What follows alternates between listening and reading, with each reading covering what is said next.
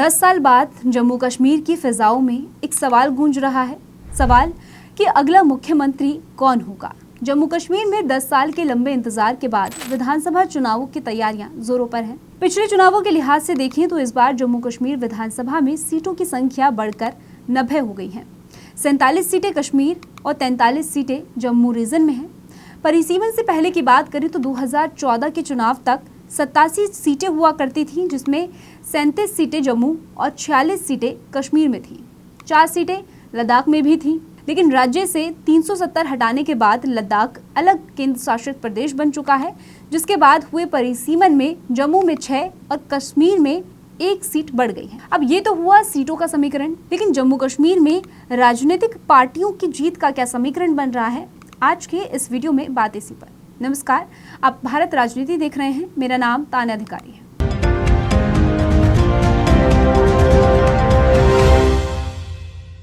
घाटी में इस बार के चुनाव में 2 सबसे बड़े राष्ट्रीय राजनीतिक दल कांग्रेस और बीजेपी सक्रिय हैं। सबसे पहले बात जम्मू कश्मीर में बीजेपी की चुनावी रणनीति पर करते हैं। पार्टी ने कश्मीर घाटी को लेकर इस बार अपनी रणनीति में बड़ा बदलाव लाते हुए मुसलमानों पर भरोसा जताया है। साथ ही वो सिर्फ 8 सीटों पर ही अपनी ताकत लगा रही है, जबकि बाकी जगहों पर निर्दलीय उम्मीदवारों को समर्थन दे रही है। इसके पीछे माना जा रहा है कि बीजेपी ने नेशनल कॉन्फ्रेंस और कांग्रेस गठबंधन के साथ ही पीडीपी को चुनौती देने के लिए अपनी रणनीति बदली है। वहीं बीजेपी को परंपरागत रूप से जम्मू रीजन की तुलना में कश्मीर रीजन में बहुत ज्यादा समर्थन हासिल नहीं है। कारण साफ है कि कश्मीर के रीजन में हिंदू वोटरों का प्रभाव कुछ ज्यादा नहीं है, लिहाजा इस बार बीजेपी ने अपनी रणनीति बदली है। पार्टी ने इस बार कश्मीर घाटी में मुस्लिम उम्मीदवारों पर दांव लगाया है, लेकिन राजनीति के जानकार लोग कहते हैं कि हाल के सालों में बीजेपी का कैडर यहां बढ़ा है। पार्टी ने जम्मू कश्मीर विधानसभा चुनाव के लिए अपना संकल्प पत्र भी जारी किया है। घोषणा पत्र की माने बीजेपी ने शांतिपूर्ण, सुरक्षित और विकसित जम्मू कश्मीर के निर्माण का वादा किया है। महिलाओं के विकास पर फोकस करने और माताओं को हर साल 18,000 रुपए देने का वादा, उज्ज्वला योजना के सभी लाभार्थियों को 2 सिलेंडर मुफ्त देने का वादा,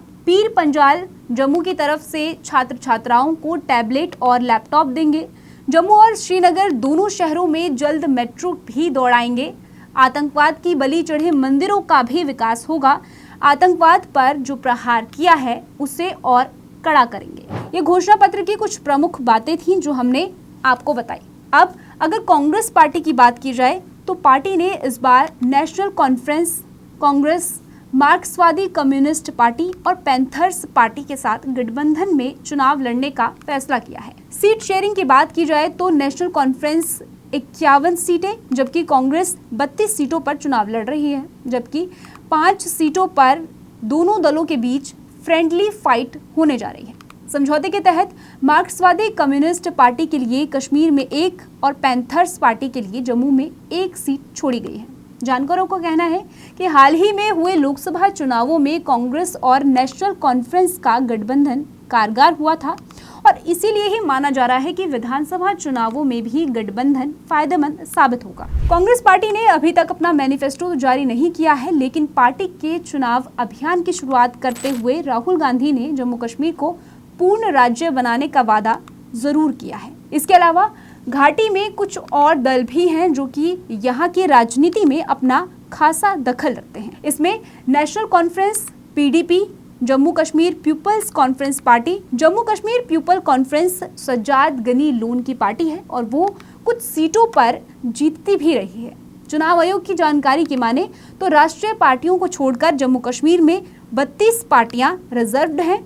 इनमें से कुछ को क्षेत्रीय पार्टी का दर्जा भी हासिल हुआ है। फिलहाल जम्मू कश्मीर में 3 चरणों में चुनाव होने वाले हैं। पहले चरण के चुनाव 18 सितंबर को 24 सीटों पर होंगे। दूसरे चरण के चुनाव 25 सितंबर को 27 सीटों के लिए होंगे और आखिरी तीसरा चरण का चुनाव 1 अक्टूबर को 39 सीटों के लिए होंगे। जम्मू कश्मीर के राज्य का दर्जा जाने और अनुच्छेद 370 के खत्म होने के बाद ये पहले विधानसभा चुनाव है। इन चुनावों की एक खास बात और है कि अब जम्मू कश्मीर में विधानसभा सीटों का परिसीमन हो चुका है और सूबे में कुल 90 सीटें हो गई हैं।